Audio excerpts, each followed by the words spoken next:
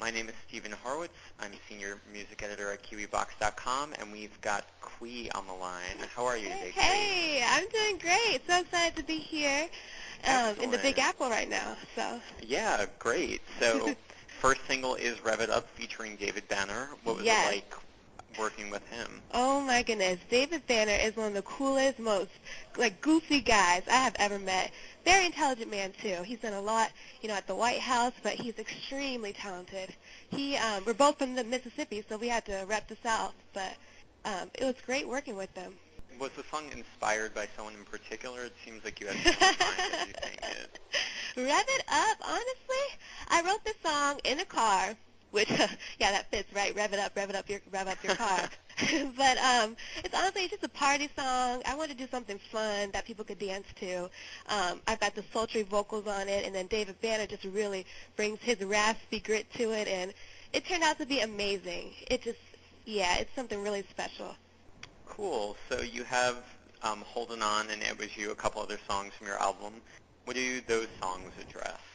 Well, most of the songs on my album are really positive. I feel like they have a lot to offer, especially towards young women, young ladies, young girls, and it's all just about being positive. They talk about the relationships of love and life, and I just really wanted to bring that out on my album. Cool. So on your album, do you plan on having collaborations with any other rappers? Well, right now we're working on trying to hook up with Neo as a songwriter, which I'm really, really excited about. But basically, this is my debut album, so I just want to showcase, what I'm all about as well. So we'll have a few collabs, but not too many. How's it been recording the album so far for you? It's been a wonderful experience. Honestly, I just started out writing all of my songs a few years back, and to be able to see all of it come to fruition was just so gratifying. I'm just really excited about this whole project that's about to come out. I put my heart and soul into it, and it's going to be great. Yeah, it sounds like it. So it's called Love and Life. Love Why and Life. did you settle on that title? Love and life. Well, the great Smokey Robinson once said that he likes to write about love and life because they're always current, and it's true because as a young female, love is something that's always we're always experiencing new relationships and just new loves, and it's a growing experience. Honestly, my album is a story from beginning to end. It talks about when you first meet someone and then to the point where you're independent, and it's a true thing that I feel all girls will be able to relate to.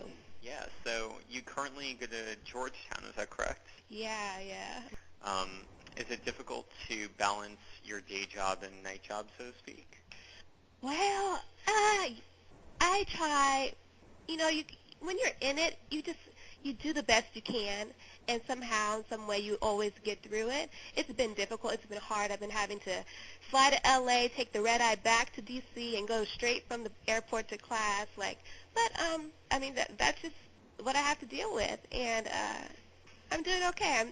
I'm keeping it together, and I'm going to do it as long as I possibly can because education is so important. I've been raised knowing that, and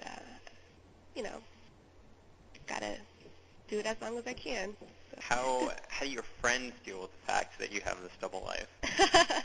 Oh, my friends, they're so just supportive of me. They really have been, because a lot of times I missed out on a lot of the social scene back in Georgetown. As a college student, you like to go out and go do all the social things, parties and stuff, and I haven't been a part of that so much. But they all understand, and they're the first ones out there buying my CD, playing my song in their cars. So it's great to have the student following behind me.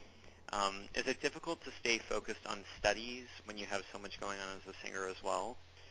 Yeah, it's been hard. It really has been, because a lot of the times I've had to go to photo shoots, but at the same time have 20, 25-page papers to have to write while I'm there.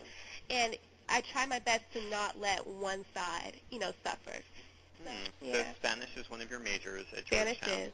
Mm-hmm. Do you sing in Spanish on the album at all? I haven't. No, I'm not. But that's something you can look forward to seeing from me. Cool. You also major in government. That's your other major. Yes. Does that sort of academic focus ever find its way into your songs, or does government not have a place In one way or another, I kind of let my opinions be heard. I have a song on the album called Girl Child, and it's about kind of women, what do I want to call it? It's just something to really motivate women, and I wrote the song amongst reading an article about some of the oppressions that women endure over in the Middle East, and I kind of write about it, but I make it fun, and that's something personal. I know where it kind of came from. So it has to be mentioned. I know that this question probably comes up in every interview you've done, but your father is Jerry Rice, former NFL star. Yeah. Since he's in the spotlight so often, is it difficult to kind of establish your own identity as a performer and kind of get away from that? It really hasn't been, surprisingly, because my dad, he's really backed off, and I mean, I'm on my parents' label, JJR Entertainment, owned by my mom and my dad, but my dad really lays back. He lays back so much. He lets me go out and handle all my business by myself. He always tells me, this is your thing. And I got my start, singing the national anthem at his football games, so he's always been really supportive of me. Yeah, true. So you were just queen of the Shenandoah Apple Blossom Festival, I read. Oh, yeah. So for Kiwibox members that might not know, what exactly is the Shenandoah Apple Blossom Festival?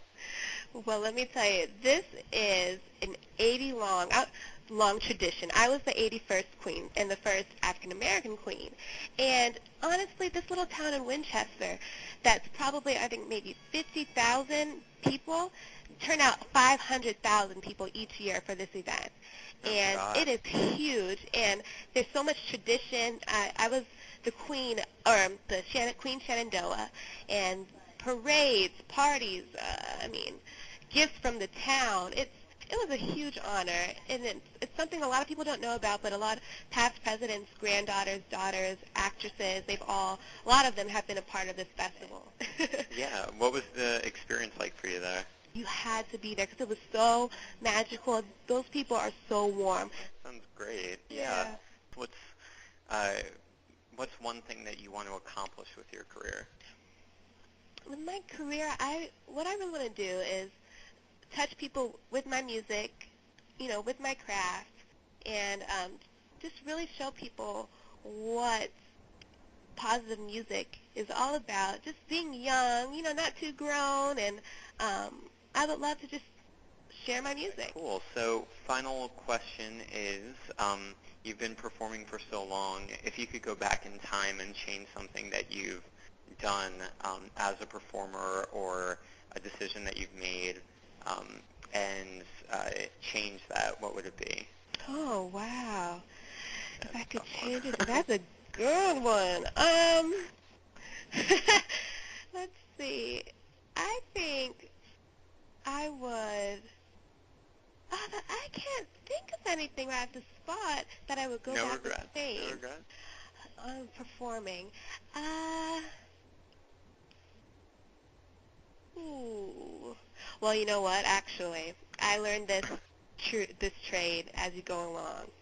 Never drink anything hot or too cold before you go on stage because it freaks your vocal cords out. And I'll never forget one time I was sipping on some ice water, and I had to hit this note above the high C, and my vocal cords like snapped.